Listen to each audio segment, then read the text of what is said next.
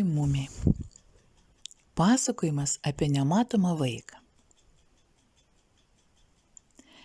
Vieną tamsų ir lietingą vakarą susėdusi aplink stalą verandoje šeima valė grybus. Stalas buvo apdengtas laikraščiais, viduryje stovėjo žibalinė lempa, tačiau verandos kampai skendėjo patamsyje. Miu vėl prigrybavo piengrybių, pasakė tėtis. Praėjusiais metais įrinko musmirės. Kitąmet tikėsimės voveraičių, tarė mama, ar bent ūmėdžių. Nebloga gyventi tikėjimu, pasakė mažoji Miu ir sukikeno. Stojo maloni tyla, visi darbavosi toliau. Staiga sudzingsėjo lango stiklas. Nieko nelaukdama į verandą įėjo Totikė ir nusipurtė nuo lietpalčio vandenį. Tada plačiau pravėrė duris ir pakvietė į vidų kažką, mirkstantį lietuje. Na, eikš. Ką čia atsivedei, paklausė muminukas. Tai Ninė, atsakė Totikė. Mažylė vardu Ninė. Ji vis dar laukė pravėrusi duris. Niekas nesirodė. Kągi, pasakė Totikė ir gūžtelėjo pečiais. Tegu stypso lietuje, jeigu tokia drovi. Bet ar ji nesušlaps? Susirūpino muminuko mama. Nežinau, ar tai labai svarbu, kai esi nematomas, atsakė Totikė. Žengtelėjo prie stalo ir atsisėdo. Šeima kaip tik liovėsi valyti grybus ir laukė, kol bus paaiškinta smulkiau. Juk jūs žinot, kaip lengvai gali pavirsti nematomu, jeigu esi dažnai gąsdinamas, pasakė Totikė ir suvalgė pumpotaukšlį, panašų į mielą sniego gniužtelę. Na taip, Ninė vis gąsdino tetulę, kuri ją augino, nors mažylė jai ir nepatiko. Mačiau tą tetulę, ji pasibaisėtina. Ne pikta, tai būtų galima suprasti. Ji tik tai šalta, tarytum ledas ir ironiška. Ką reiškia ironiška, paklausė muminukas. Na įsivaizduok, tu užmeni kazlėką, paslysti ir plojasi užpakaliu ant nuvalytų grybų. Ėmė aiškinti Totikė. Žinoma, tavo mama turėtų supykti, bet ne, ji nepyksta. Ji tik abejingai ir paniekinamai sako, suprantu, tu šitaip įsivaizduoji šokius, bet būčiau tau labai dėkinga, jeigu tam pasirinktum ne maistą. Šitaip ar panašiai. Fe, kaip bjauru, tarė muminukas. Taip, argi ne, sutiko Totikė. Toj tetulė kaip tik šitaip ir elgėsi. Ji buvo ironiška nuo ryto iki vakaro. Ir galų gale mažylė ėmė blukti ir darytis nematoma. Penktadienį jos visiškai nebesimatė. Tetulė atidavė ją man, pareiškusi, kad neįstengia prižiūrėti giminaičių, kurių net nemato. O ką tu padarei tetuliai? Paklausė Miu, iš nuostabos įsproginusi akis. Davei pilos? Pila nepadeda ironiškiams žmonėms, tarė Totikė. Aš išsivedžiau Ninę, o dabar atvedžiau pas jūs, kad vėl padarytumėt ją matomą. Akimirką viešpatavo tyla, tik lietus barbeno į verandos stogą. Visi žiūrėjo į Totikę ir mąstė. Ar ji kalba? Paklausė tėtis.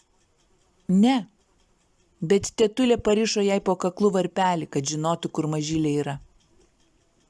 Totikė atsistojo ir vėl pradarė duris. Ne, sušuko jį į tamsą.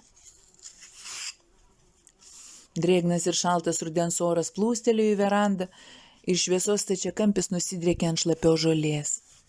Po valandėlės lauke suskimbčiojo varpelis, garsas neryžtingai pakilo laipteliais ir nutilo. Virš grindų ore ant juodo kaspino kabojo sidabrinis varpelis. Matyt, Ninės kakliukas buvo labai plonas. Štai, pasakė Totikė, dabar čia nauja tavo šeima. Jie kartais juokingi, bet iš esmės visai neblogi. Duokit vaikučiui kėdę, paliepė tėtis. Ar jį moka valyti grybus? Nieko apie Ninę nežinau, tarė Totikė. Aš ją tik atvedžiau. O dabar man metas tvarkyti kitus reikalus. Užbėkit kokią dieną, papasakoti, kaip sekasi. Na, likit sveiki. Išėjus Totikiai, Muminuko šeima liko sėdėti be žado, stebėjlydami į tuščią kėdę ir sidabrinį varpelį. Po akimirkos viena voveraitė lėtai pakilo į orą. Nematomos letenėlės ėmė valyti nuo jos spyglius ir žemes, galop supjaustė gabaliukais ir sumetė į dubenį. Oru nuplaukė kitas grybas. Kaip įdomu, susižavėjusi riktelėjo mažoji Miu. Pabandykit ją pavalgydinti. Norėčiau pažiūrėti, ar matyti, kaip valgis nuslenka į pilvą. O jūs ar žinot, kaip ją vėl padaryti matomą, susirūpinę šūktelėjo tėtis. Gal reikia eiti pas gydytoją? Man rodos nereikia, pasakė mama. Gal ji nori šiek tiek pabūti nematoma. Totikė sakė, kad mažylė drovi. Duokim jai ramybę, kol sugalvosim geresnį išeitį. Taip jie ir padarė. Mama paklojo Ninei kambarėlį ant aukšto rytų pusėje, kuris kaip tik buvo tuščias. Sidabrinis varpelis užtilindžiavo laiptais ją iš paskos, primindamas mamai katę, kuri kitados gyveno pas juos. Šalia lovelės mama išrikiavo obuolį, sulčių stiklinę ir 3 juostuotas karameles, kurių vakarais padalydavo kiekvienam. Tada uždegė žvakę ir pasakė: Tegu dabar Ninė pamiega, kiek norės. Rytą kavą padėsiu po gaubtu, kad neatauštų. O jeigu Ninei bus baisu, ar ji šiaip ko užsimanys, tai tegu tik nulipa laiptai žemyn ir paskambina. Mama išvydo, kaip apklotas pakilo, pasidarė kupstelis, o pagalvėje įsispaudė duobutė. Tuomet mama nuėjo į savo kambarį ir tarp senų močiutės popierių susirado užrašus apie veiksmingus naminius vaistus. Nuo blogos akies, nuo liūdesio, nuo peršalimo. Ne tas. Mama vis vartė ir ieškojo, galų gale surado receptą surašytą močiutės tada, kai jos ranka jau gerokai drebėjo. Jeigu jūsų pažįstami ima blukti ir darosi sunku juos įžiūrėti, na štai, ačiū Dievui. Mama perskaitė receptą, kuris buvo tikrai sudėtingas. Paskui pradėjo maišyti naminius vaistus mažyliai Ninei. Varpelis atskimčiojo laiptai žemyn, pakopą po pakopos. Po kiekvieno žingsnelio trumputė tyla. Šito Muminukas laukė visą rytą. Bet šiandien labiausiai jį sudomino nesidabrinis varpelis, o letenėlės. Ninės letenėlės, kurios leidosi laiptai žemyn, mažytės, iš baimės suspaustais piršteliais. Siaubinga, kai matyti vien tik letenėlės.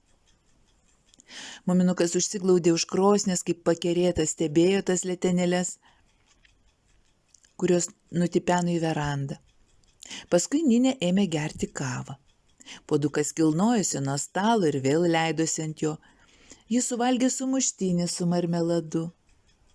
Puodukas pats vienas nuplaukė į virtuvę, ten buvo išplautas ir pastatytas į indaują. Ninė buvo itin tvarkingas vaikutis.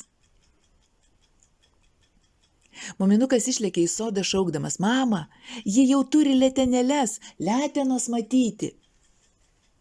To ir laukiau, pagalvojo Muminuko mama, kuri buvo įlipusi į obelį. Močiutė išmanė tokius dalykus, šauniai sumaniau, kad įpyliau vaistų Ninei į kavą. Nuostabu, apsidžiaugė tėtis, bet būtų dar geriau, jei jį parodytų mums savo nosytę. Nežinau kodėl, bet man nesmagu kalbėtis su nematomais padarais, kurie nieko neatsako. Ša, įspėjo mama. Ninės letenos stovėjo ant žolės tarp krituolių obuolių. Sveika, Ninė, sušuko Miu. Na, ko tu kirmijai? Na, tu ir kirmijai.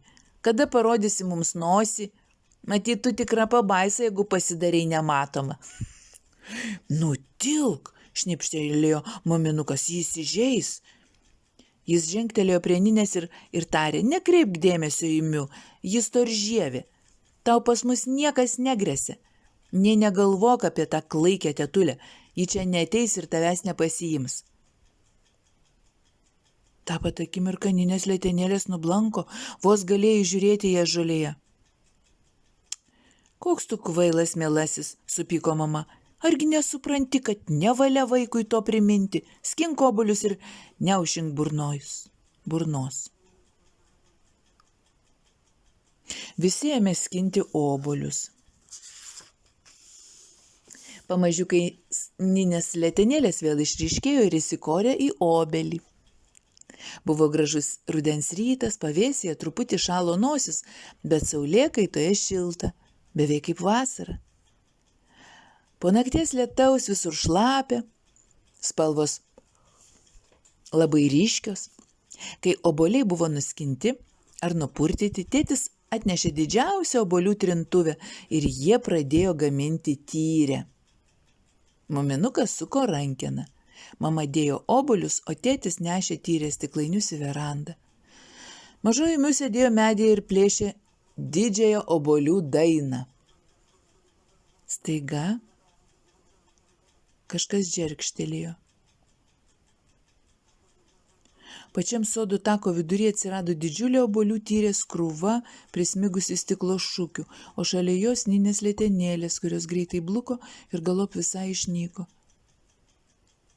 Puiku, pasakė mama, kaip tik šitą stiklainį paprastai atiduodavom kamanėm, dabar nebereikės nešti jo į pievą.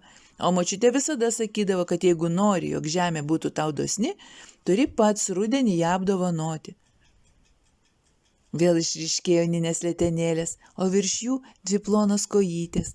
Virš kojyčių sudulavo rudos suknytės apačia.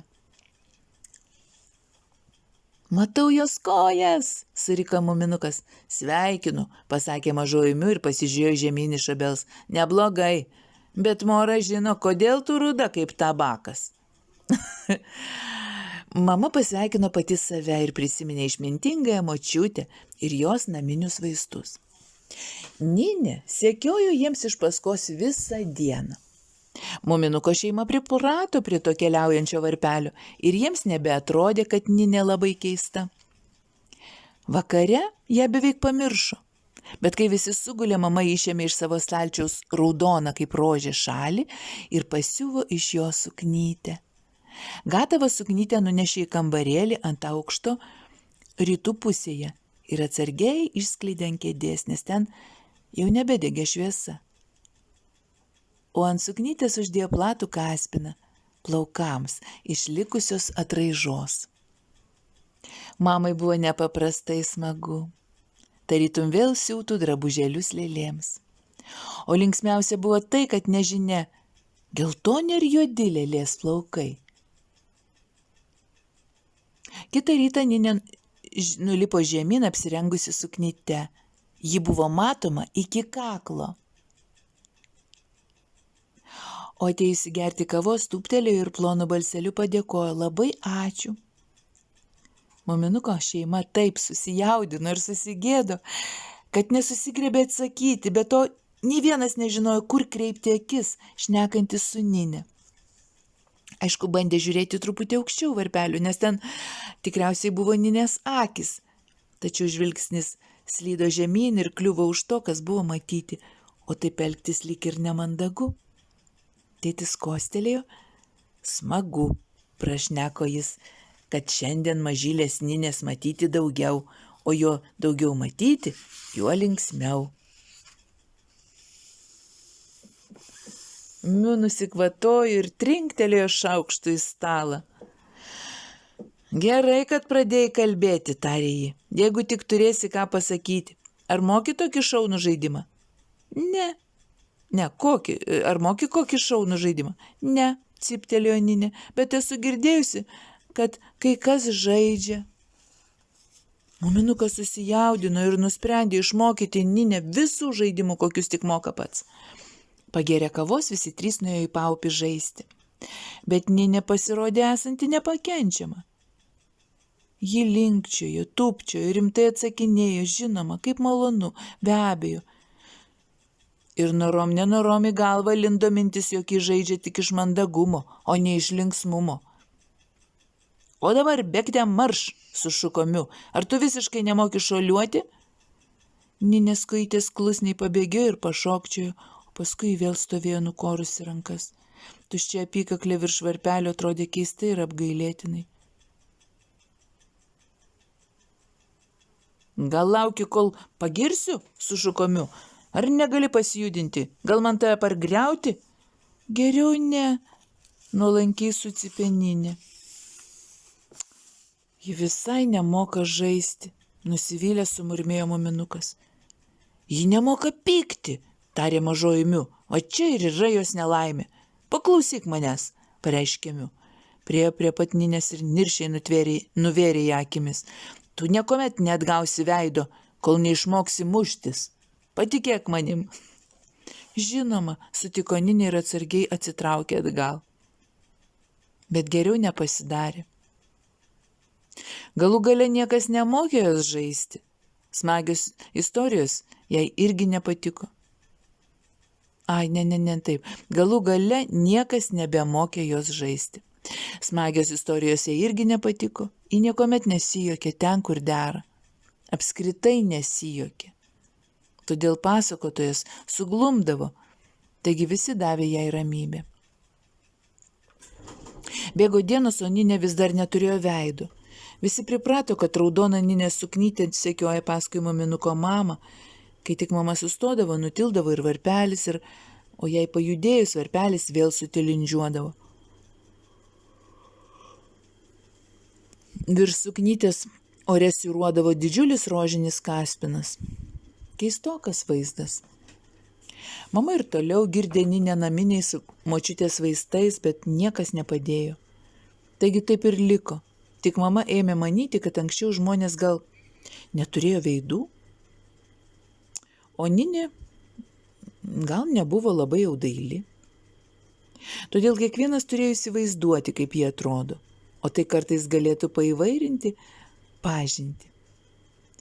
Vieną dieną muminuko šeima per mišką iškeliavo į pajūrį ištraukti ant kranto valties, nes artėjo žiema. Kaip paprastai Ninės varpelis tilindžiavo jiems įkandin, bet jūros pakrantėje jis staiga sustojo. Paskui griuvo kniupščia ant smėlio ir pradėjo inkšti. Kas yra Ninei? Ar ji ko nors bijo? Paklausė tėtis. Gal ji niekuomet nemačiusi jūros, pasvarstė mama. Ji pasilenkė ir pasišnibždėjo su Ninė. Paskui atsitiesė ir tarė. Taip, tai pirmas kartas. Ninė jūra regisi per didelė. Iš visų kvailų vaikų, buvo be prapliumpanti mažoji Miu, bet mama griežtai nužvelgė ją ir sudraudė. Gal tu pati kvaila? O dabar ištraukim valtį. Jie užlipo ant prieplaukos, kur maudymosi kabinoje gyveno Totikė ir pasibeldė. Sveiki, tarė Totikė, o kaip sekasi nematomam vaikui? Tik veido trūksta, atsakė tėtis. Kaip tik dabar ji trupučiuką susijaudino, bet tai praeis. Gal padėsi mums ištraukti valtį? Žinoma, sutiko Totikė. Kai valtis buvo ištraukta ir gulėjo dugnu aukštyn, Ninė nutipeno prie vandens ir sustingo ant šlapio smėlio. Niekas jai nekliudė. Mama atsisėdo ant prieplaukos ir pasižiūrėjo į vandenį.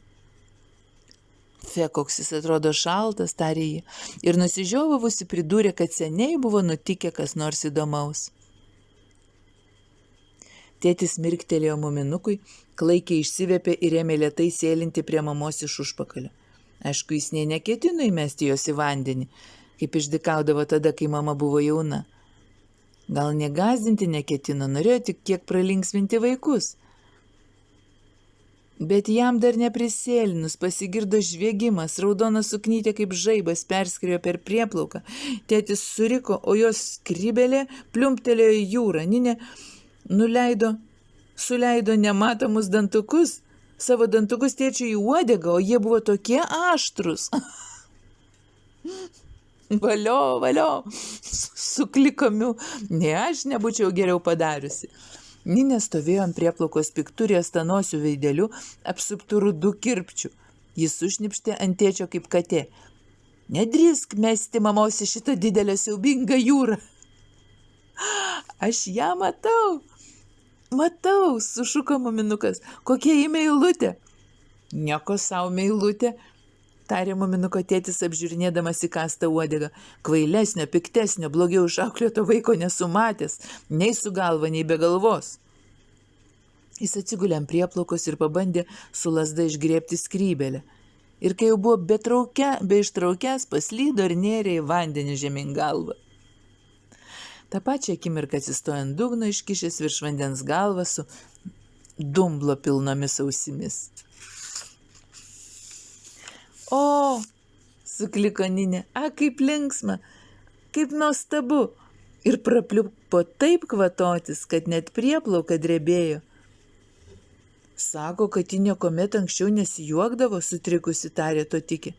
Man regis, jūs taip pakeitėt šį vaiką, kad jis pasidarė blogesnis net už mažąją Miu. Bet juk svarbiausia, kad jį matoma. Tai tik močiutės nuopelnas, tarė mama. Na va, iki pasimatymo.